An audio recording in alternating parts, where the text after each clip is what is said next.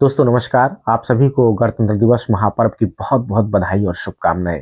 जैसा कि आप जानते हैं कि आज पूरे देश में हर्षोल्लास के साथ में गणतंत्र दिवस महापर्व को मनाया जा रहा है। पूरे देश में नाना प्रकार के कार्यक्रम आयोजित किए गए हैं। बहुत सारे लोगों का सवाल होता है कि आखिर गणतंत्र दिवस क्या है, 26 जनवरी को यह पर्व क्यों मनाया जाता है, यह तिथि इतना महत्वपूर्ण क्यों है।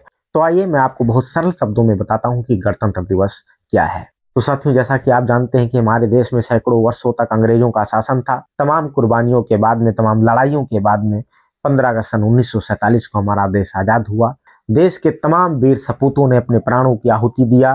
खुदीराम बोस, करतार सिंह सराबा, अशफाकुल्ला खां, राजेंद्र लाहिड़ी, राम प्रसाद बिस्मिल और तमाम ज्ञात अज्ञात वीर सपूतों ने अपने प्राणों की आहुति दिया।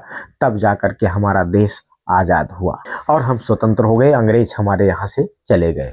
पर अब आवश्यकता थी हमारे देश को चलाने के लिए एक ऐसे संविधान की, ऐसे विधान की, एक ऐसे कानून की जिससे हमारे देश का शासन संचालित किया जा सके।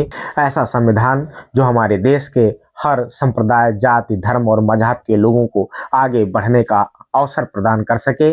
और वह संविधान 2 वर्ष 11 माह और 18 दिन के अथक प्रयास और मेहनत के बाद संविधान सभा ने, खास करके ड्राफ्टिंग कमेटी के चेयरमैन डॉक्टर बाबा साहब भीमराव अंबेडकर ने एक ऐसे अनूठे संविधान का निर्माण किया जो दुनिया का सबसे गौरवशाली संविधान माना जाता है, और उसे संविधान सभा को सौंप दिया। और 26 नवंबर 1949 ईस्वी को संविधान सभा ने इसे अंगीकृत कर लिया।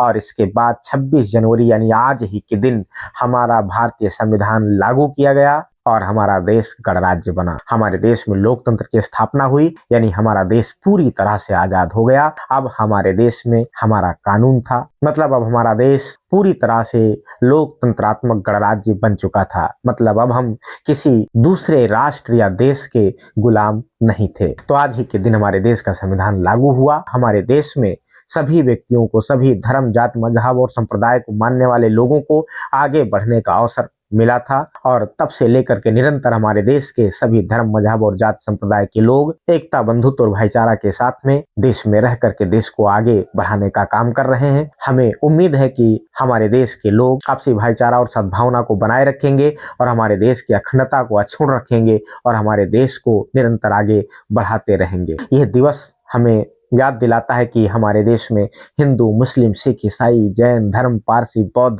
तमाम धर्मों को मानने वाले लोग हैं और सभी लोग यहाँ पर विभिन्नता में एकता का संदेश देते हुए एक साथ खड़े हुए हैं और आवश्यकता पड़ने पर अपने देश के लिए कुर्बान होने में तनिक भर भी अपने पैर को पीछे नहीं करेंगे।